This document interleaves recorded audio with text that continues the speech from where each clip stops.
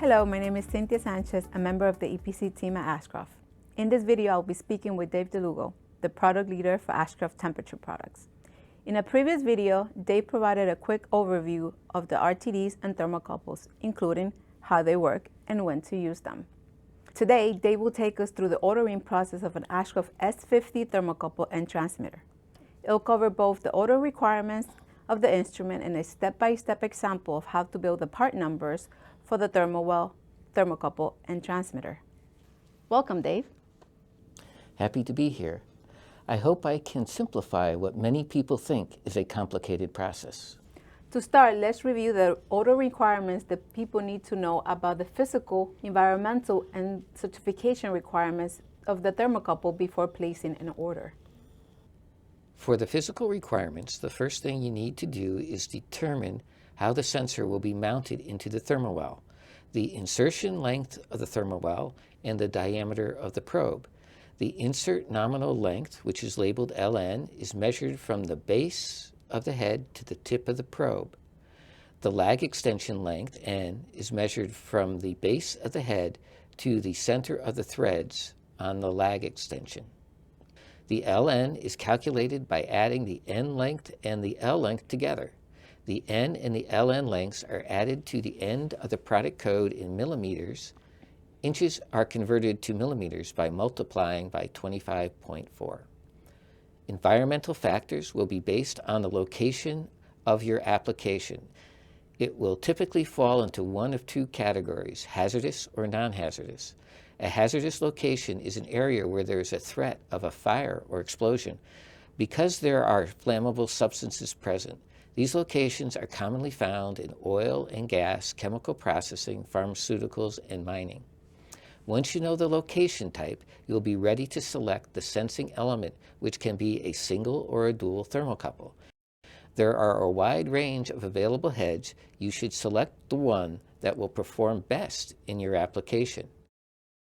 A transmitter can be mounted in the head, or the head can have a terminal block or just flying leads. Finally, the required agency approval will be based on the area classification and method of protection. And a 3- or 5-point calibration certificate may also be required. Hey Dave, now that we know the ordering requirements, can you show us how to build the actual part numbers for these products? Yes, we're going to use an ISA-style data sheet which describes the application to define the probe, transmitter, and thermowell needed. We're going to start looking at the general requirements, and we see that area classification is non-hazardous area. And then we're going to look at the process conditions, the temperature and pressure that the probe and thermowell are going to see. Now we're going to look at the temperature element section. We see that it is a type K thermocouple. It is a 1/4 inch diameter. It is ungrounded. The length is fit to thermowell. It will have a 1/2 inch NPT connection. It's 316 stainless steel sheath material, and it is a single. Then we're going to move on to the transmitter section, and we see that this has a transmitter. It is a loop-powered Hart transmitter, so that'll be mounted in the head, and we have a programming range of -40 to 220 degrees F. And then lastly, we're going to look at the thermowell section. It is a tapered, drilled, threaded thermowell, 3/4 inch NPT connection, 316 stainless steel material. It has a U dimension of 8.5 inches and an overall length of 10.25 inches. Now we're ready to build the thermowell part numbers, the first of 3 part numbers we will be walking you through today. We start with the thermowell part number. As we just mentioned, it's a 3/4 inch NPT threaded tapered thermowell with a U of 8.5 inches and an overall length of 10.25 inches. By looking at the Ashcroft data sheet for a tapered thermowell, we come up with our part number, 75W08502HT260S2XNHW5. Now we're going to determine the LN and LN lengths for the TC probe. The L is equal to the S dimension, which is equal to 10 inches or 254 millimeters. The N is equal to 6 inches or 153 millimeters. So the LN length is equal to 254 plus 153, which is 407 millimeters. Once you have the Thermowell part number, now it's time to build the thermocouple and transmitter, correct? That's right. The thermocouple is the second part number that is needed. There are 19 steps, which I will take you through now. The thermocouple part number starts with the model number, S50. We know that the area classification from the ISA datasheet was non-hazardous, so we're going to select S for standard general purpose. The probe diameter was 1/4 inch, so we're going to select T, 1/4 inch for the diameter of the sheath. The element was a type K, so we're going to select type K for the thermocouple type.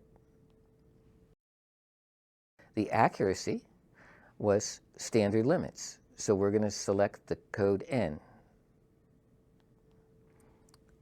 The junction type was ungrounded, so we're going to select the number 1 for ungrounded. Is it a single or dual? It said it was a single, so we're going to select the number 1 for single thermocouple. The sheath material, it was called out as 316 stainless steel, so we're going to select number 1.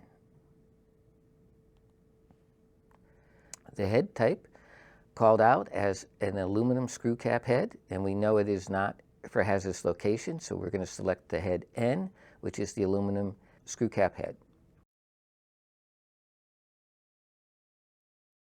The electrical connection size and element connection size are both a 1/2 inch NPT, so for this case, we're going to choose the code number 2 for a 1/2 inch NPT.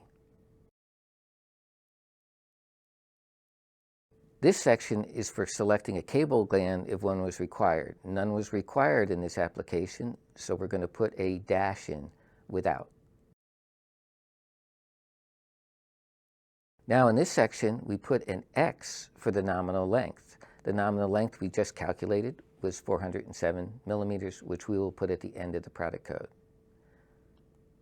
The lag extension was called out as a nipple union nipple 316.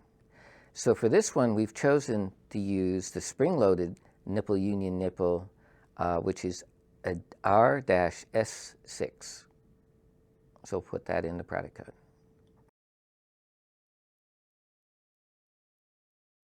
The thread size on the nipple union nipple extension is a 1/2 inch NPT, and that we're going to put and select for R3. Now this does have a transmitter, so we are going to select the code T for the transmitter. This is when the T is used when you're using the spring-loaded mounting lag extension.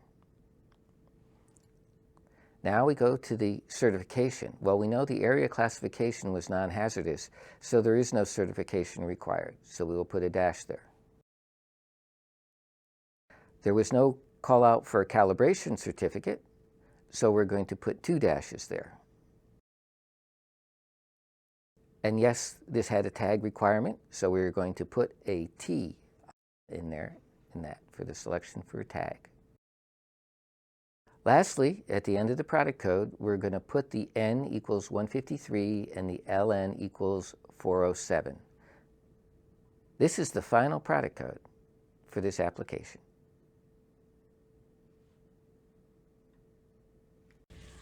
Wow, Dave, that is a lot of steps.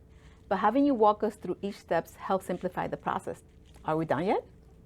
Not quite. As the final step, we need to build the transmitter part number.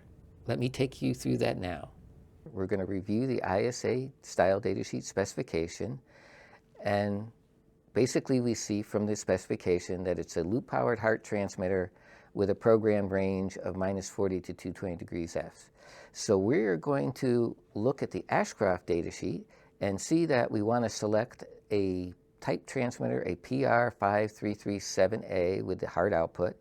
We're going to program it with 1 sensor input, a type K thermocouple.